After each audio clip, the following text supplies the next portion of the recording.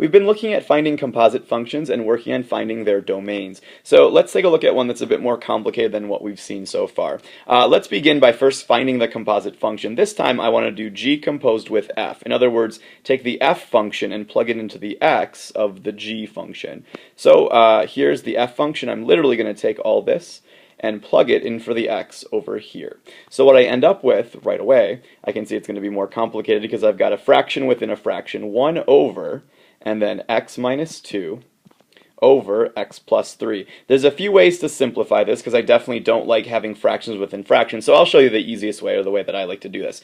Let's think of this instead of a fraction bar. Fraction bar we know means division, so let's rewrite this problem as 1 divided by, because it's the same thing, x minus 2 over x plus 3. And if it's helpful to you, then maybe even do this as 1 over 1 to make everything a fraction. Well, back when you learned how to divide fractions, you realized, or you talked about, how you don't really divide fractions. Instead, you multiply by the reciprocal. So let's go ahead and change this problem around so it's 1 over 1 times x plus 3 over x minus 2. And then distributing, well, a 1's not going to change anything, so I end up with a final composite function of x plus 3 over x minus 2. So there's my composite function. When I go to state my domain, if you've watched our last videos, you know there's two things to check for.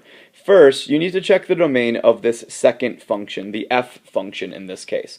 Well, since we never ever want to divide by 0, I know that part of my domain is going to be x cannot equal negative 3. It's not going to work to plug in negative 3 into my composite function. However, I also need to check the domain of my final answer. And this time, my final answer also has a domain restriction. This time, I would never ever want x to be 2, because if x was 2, 2 minus 2 is 0, and I don't want to divide by 0. So your domain for the complete overall composite function is going to have to take both of those two things into account. So I'm going to use set notation for this problem. I'm going to say my domain has got to be x such that there's two restrictions this time. X cannot be 2, and it doesn't matter what order you put these in, and also x cannot be negative 3. You do need to make sure you check both parts of your domain, the second function and that final function. If you only check this final function, you'll know that x isn't supposed to be 2, but you may miss this negative 3, so make sure you check both parts before you write your final domain.